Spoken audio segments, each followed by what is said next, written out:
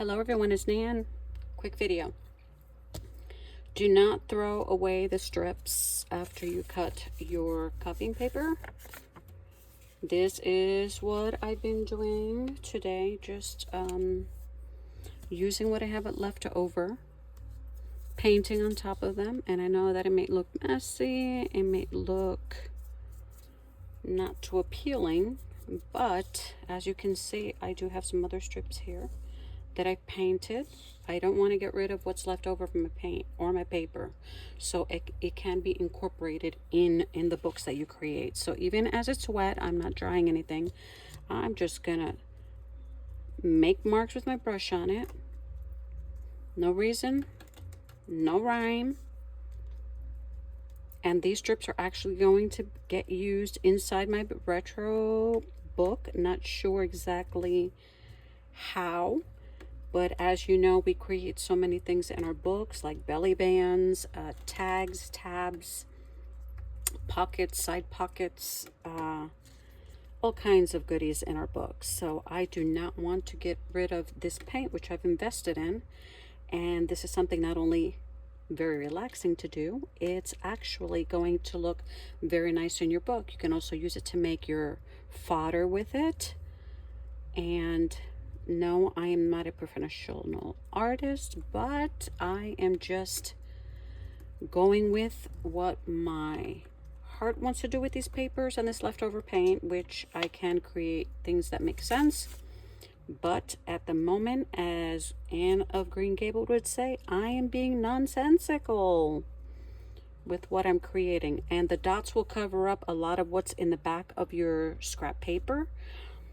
But you can either make dots, you can make lines on there, you can make circles. It's not going to stay like this.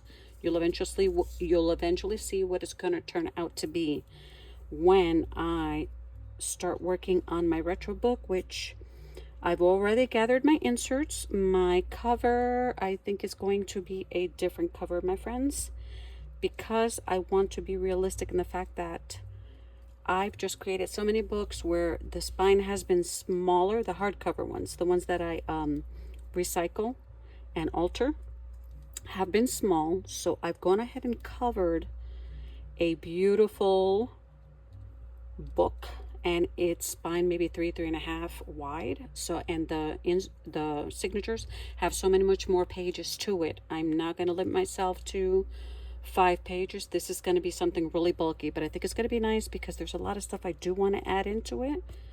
And see, you can either add a bunch of dots, little dots, dark dots, light dots. Look at this. I'm not going to throw this out. This can become flowers. It can become just about anything. Like I said, the fodder. So this is pretty much a quick video. Next week I start on the retro book, and I hope you'll join me. God bless you. Have a good one. Thank you for being here. Welcome to those who are new. I know I should have done that in the intro, but this is a quick video. So look at this.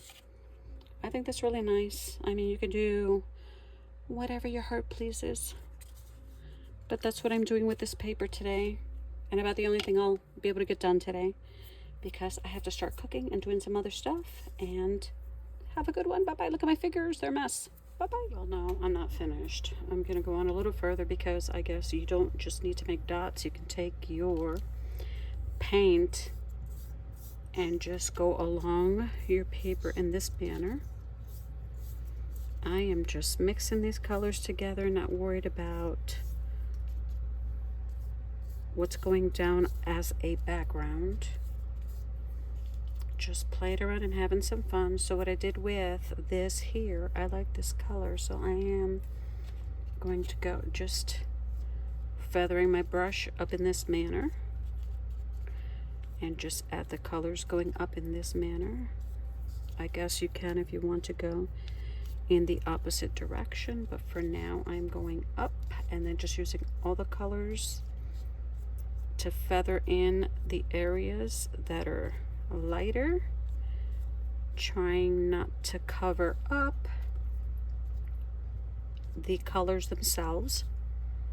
And I think this is really neat. I mean, paper, paint, and just your imagination And it looks actually like leaves crawling up a vine or a wall.